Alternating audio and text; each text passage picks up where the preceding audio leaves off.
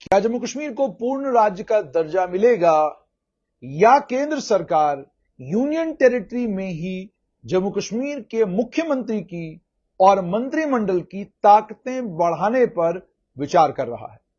इसी पर बात करने के लिए मेरे साथ भारतीय जनता पार्टी के नेता और राज्यसभा में सांसद गुलाम अली खटाना है। खटाना साहब, बहुत बहुत शुक्रिया वक्त देने के लिए। शुक्रिया जी।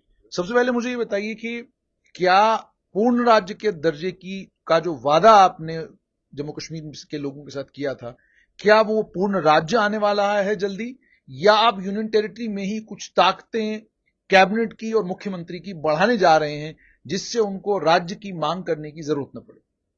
देखिए, ये आपका राइट है, आप कुछ भी क्वेश्चन कर सकते हैं। अलबत्ता ये है कि देश की वजीर आजम ने और देश के वजीर दाखिला ने डिफरेंट मौका पे ये जम्मू कश्मीर के अवाम के लिए कमिटमेंट करी है और राज्य का स्टेट का स्टेटस मिलेगा और भारतीय जनता पार्टी ही देगी। यानी आप राज्य का दर्जा देने वाले हैं। तो कुछ अखबार, दैनिक भास्कर की खबर है उसके मुताबिक तो आप नवंबर में देने वाले हैं।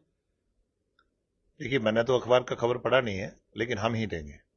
तो मतलब इसके लिए कोई समय सीमा है या वही है ओपन एंडेड कि आप कह रहे हैं 2019 से ही कि देंगे, तो कब तक देंगे? देखिए, बैकग्राउंड जानना जरूरी है। जब तक आपको बैकग्राउंड मालूम नहीं होगी तो सीमा तय नहीं होती। जम्मू कश्मीर में लोगों में जहनी ठहराव आया है।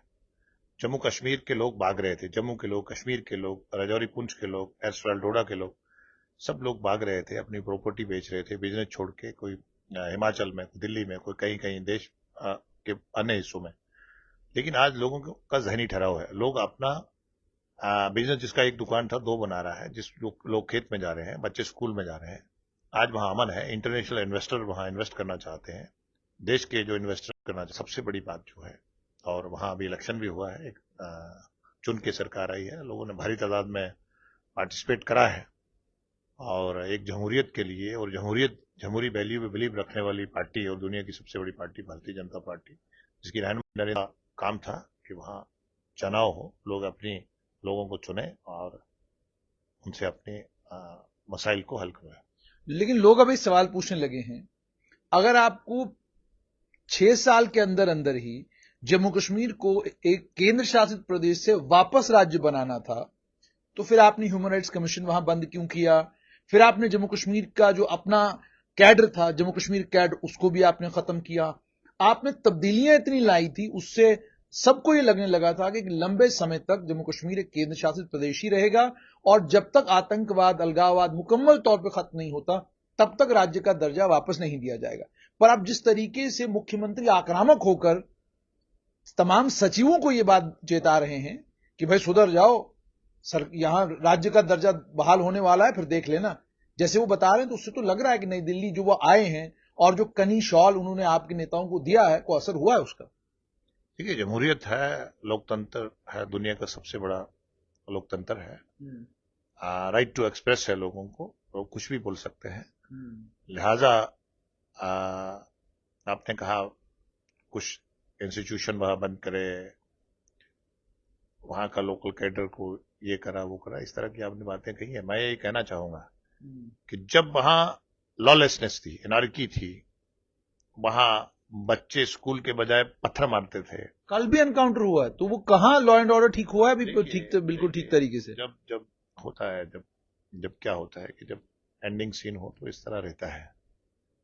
और न्यूट्रलाइजेशन टाइम भी आपने देखा होगा, उन्होंने स्ट्रेटेजी चेंज करी है। पाकिस्तान के अंदर भी हालात खराब है, उनको भी, वहां के नेताओं को, सरकार को अटेंशन डाइवर्ट करना है इतनी महंगाई के बारे में, उनको अपना ध्यान हटा के इधर बिजी रखना पड़ता है। होनी है, तो इसका मतलब अभी भी समय सीमा कोई तय नहीं है कि कब तक पूर्ण राज्य का दर्जा दिया जाएगा। मगर साथ में सवाल ये भी खड़ा होता है कि एक तरफ जम्मू संभाग में आपने 29 सीटों पर जीत हासिल की, सरकार फिर भी नहीं बना पाए, विपक्ष में बैठे हैं। दूसरी तरफ नेशनल कॉन्फ्रेंस की भव्य जीत हुई है, 48 के करीब करीब उनके अपने दमखम पे एमएलए हैं, हालांकि 4 उनमें से बागी हैं लेकिन उनके साथ हैं आप। तो इतनी बड़ी उनकी जीत हुई है, तो पूर्ण राज्य का दर्जा अगर आप देते हैं तो वो तो जाहिर सी बात है नेशनल कॉन्फ्रेंस को जम्मू संभाग में मजबूती प्रदान करेगा। और आप ये भी जानते हैं कि लोग सत्ता को जब देखते हैं तो सत्ता की तरफ लोग खिसकना भी शुरू कर देते हैं। तो राजनीतिक तौर पर इस समय क्या इतना बड़ा फैसला आप लेंगे?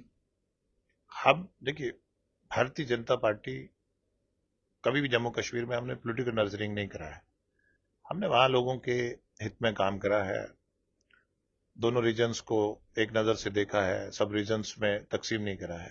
कांग्रेस या नेशनल कॉन्फ्रेंस बाकी जो जमातें रही हैं, उन जो सत्ता में रहे हैं, उन्होंने रीजन्स में एक वाइड खड़ा करा था और प्रेशर ग्रुप्स खत्म कर दिए थे। और बहुत सारी हम एक नजर से देखते हैं, जम्मू व कश्मीर हो, अदर रीजन्स हो, सब रीजन्स हो, कास्ट हो, क्रीड हो, रिलीजन हो, बड़ी कम्युनिटीज हो, डोगरा है, कश्मीरी है, गुज्जर है, पहाड़ी है, अदर्स है, माइक्रो सेक्शन है, हम एक नजर से देखते हैं और हम उनकी वेलफेयर के लिए करते हैं। और जहां तक आपने वोटों की बात और सत्ता की बात करी, हम एक बड़ी पार्टी उभर के आई है और ठीक है, नंबर हमारे कम हो सकते हैं, लेकिन पहली बार भारतीय जनता पार्टी की हिस्ट्री में हमने नेक टू नेक, हमारे मुस्लिम कैंडिडेट ने, देश में भी एक ही हिस्ट्री है, हमने नेक टू नेक फाइट की है और बाकी दो कुश्ती लड़ते हैं, एक को कम आता है। और देख लीजिए हमारे कितने कैंडिडेट जो हैं, दर्जन के करीब जो हैं, वो सेकंड नंबर पे हैं, दो तीसरे नंबर पे भी हैं, कश्मीर में भी है।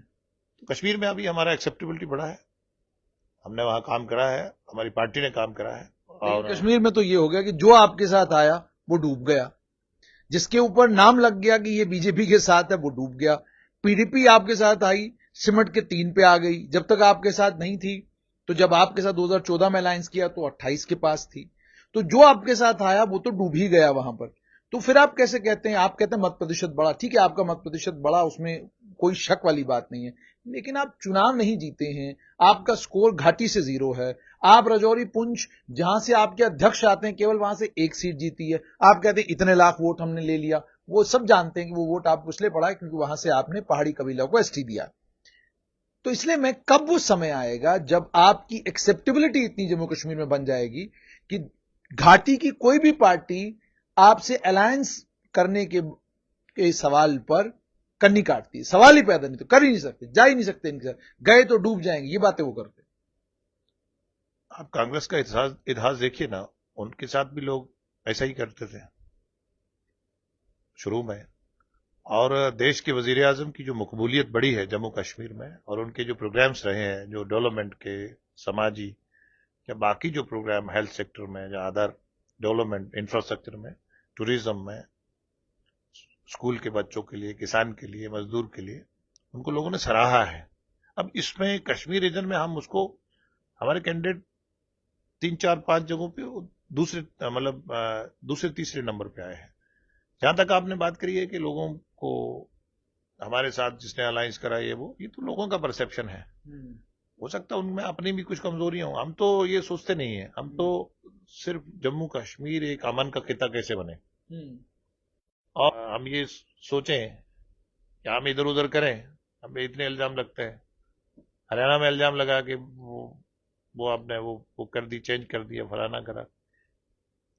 लेकिन मुझे लगता है कि पिछले 70 साल के इतिहास में पहली बार ऐसा हुआ है कि डेमोक्रेटिक वैल्यूज लोगों को मालूम। ये छोड़ दीजिए आप किसको नंबर गया है, जमहूरियत देखिए ना, लोगों ने अपने नुमाइंदे चुने, यही हमारा प्रायोरिटी था जम्मू कश्मीर में और यही हम चाहते हैं। और कभी हमने ट्राइबल को एसटी स्टेटस दिया, हमने पहाड़ी को एसटी स्टेटस दिया, हमने ओबीसी को सर्वे करवाया, इन्होंने 70 साल क्यों नहीं करा? जो हमने वो काम करे हैं, हमने महिला के लिए करा, हमने वाल्मीकि के लिए करा। और ओबीसी को सिर्फ 2% मिलता था, हमने 8% दिया। तो हमने ट्राइबल स्कूल्स बनाए, कई चीजें बनाई, फॉरेस्ट राइट्स एक्ट दिया, अट्रॉसिटीज एक्ट वहां गया है, बहुत सारी चीजें देश के कानून गए। लेकिन उसके बावजूद जब भारतीय जनता पार्टी के पार्टी स्ट्रक्चर देखते हैं तो उसमें मुस्लिम राष्ट्रीय मंच हो या मुस्लिम मोर्चा, उसमें तो आप लोग नजर आते हैं, लेकिन कोर कमेटी में आप लोग नजर नहीं आते, वर्किंग कमेटी में आप लोग नजर नहीं आते। कारण क्या है इसका? इसका कि आपको थोड़ा सा देखना पड़ेगा, आप देखते नहीं शायद, उसमें कोर ग्रुप में भी मुस्लिम है। आपके सारे फोटो देखता हूं मैं बड़ी गहराई के साथ, और बड़ा, अब क्या है कि वो अखबार वाला उसको मुस्लिम मंच, और उसको पता होना चाहिए ना, मुस्लिम मंच तो बीजेपी का नहीं है ना। लोग यही देखते हैं बाहर, लोग यही सब देखते हैं, लोग ये सवाल पूछते हैं। जो मैं में रहते हैं, जो मैं ही बनूं, मेरा फैमिली बने, तो वो हम के बारे में क्या जाने? बीजेपी हम में है, 1000 साल लगता है बीजेपी को समझने के लिए, तो ये कैसे समझेंगे? मतलब आप जितना नमक डालोगे उतने होगा ना, जितना मीठा डालोगे। अब पहली बार ऐसा हुआ जब हम शुरू में बीजेपी में आए तो बड़े कम लोग थे बीजेपी में। अब तो हमारा कैबिनेट मिनिस्टर वहां बना, अब तो कई बोर्ड के चेयरमैन बने, पार्टी का मैं वाइस प्रेसिडेंट रहा, मैं 2 बार सेक्रेटरी रहा कई जिलों का, मैं कोर ग्रुप का मेंबर हूं, मैं उसका दूसरा मेंबर हूं जहां वो पार्लियामेंट्री बोर्ड होता है। तो ऐसा नहीं है ये। अब मैं कहूं कि यहाँ कोई रिजर्वेशन थोड़ी है, गिनती होती है वोटों से, जहां जितना लोग होते हैं उसी में से लिए जाते हैं। तो कई जिलों के अध्यक्ष हमारे मुस्लिम भी हैं, ऐसा नहीं है कोई अभी हमारे सब लोग जीत के आए हैं, ऐसा नहीं है, और अच्छे वोट लिए हैं। और ऐसा नहीं, पार्टी नहीं सोचती। हाँ, जिसके वोट बैंक नुकसान हो रहा है वो तो यही कहेगा ना, क्योंकि उसने मुसलमान को डराना है। अब डराता ही है ना मुसलमान को, तेरा मजहब खतरे में हो जाएगा, तेरे को मारेगा। अरे बड़ा भाई है हमारा हिंदू, इसके साथ हमें मिलजुल के रहना है। हमें खुश होना है कि हमारा भाई हमसे अच्छा है, तरक्की करता है, हमें खुश होना है। हमें दूसरा नहीं, हम डराते हैं, हमने अनपढ़ रखा। ये अपने मैनिफेस्टो में मुसलमान की बात नहीं करते। कई आप देखिए ना, अब वकफ को इतना वो करते हैं, तो वकफ इन्होंने लूटा है। प्राइम मिनिस्टर साहब तो वो तो सबके प्राइम मिनिस्टर है ना, तो आखिरी गरीब आदमी तक देखेंगे ना किसने लूटा है। बहुत बहुत शुक्रिया।